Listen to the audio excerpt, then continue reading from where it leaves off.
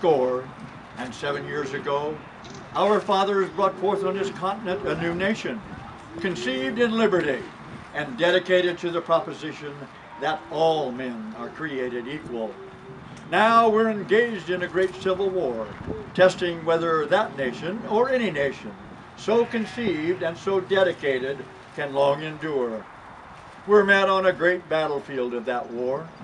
We've come to dedicate a portion of that field as a final resting place for those who here gave their lives that that nation might live.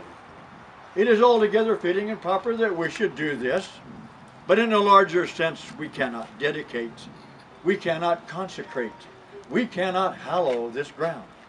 The brave men living and dead who struggled here have consecrated it far above our poor power to add or detract. The world will little note nor long remember what we say here, but it can never forget what they did here. It is for us, the living, rather, to be dedicated here to the unfinished work which they who fought here have thus far so nobly advanced. It is rather for us to be here dedicated to the great task remaining before us, that from these honored dead we take increased devotion to that cause for which they gave the last full measure of devotion, that we here highly resolve that these dead shall not have died in vain, that this nation under God shall have a new birth of freedom, and that government of the people, by the people, for the people, shall not perish from the earth. But then the war continued, and on March the 4th of 1865, I took my second oath of office.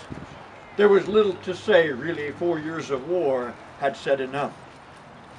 Somehow all of us, North and South alike, knew that slavery was at the bottom of it all.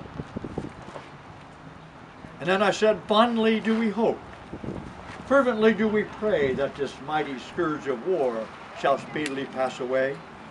Yet if God wills that it continue until all the wealth of the bondman's 250 years of unrequited toil shall be sunk, until every drop of blood drawn by the lash shall be paid by one drawn by the sword.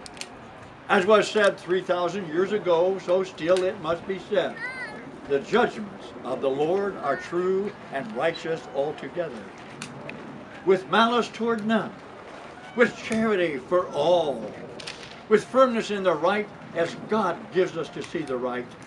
Let us strive on to finish the work we are in, to bind up the nation's wounds, to care for him who has borne the battle, and his widow and orphan, to do all to achieve and cherish a just and lasting peace among ourselves and with all nations.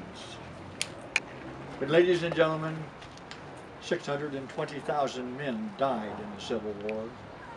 1.4 million men were casualties in the Civil War. It touched every single family, really, in this entire nation, one way or the other. But out of it came the greatest nation in the world. Both sides, each fighting for a cause they believed in. That's part of our history, ladies and gentlemen. Something we should never forget. And young people, when you see a serviceman in uniform particularly, or you know he's a veteran for a positive, go up and say thank you. Because they keep the freedoms we have been given by those soldiers in the Civil War.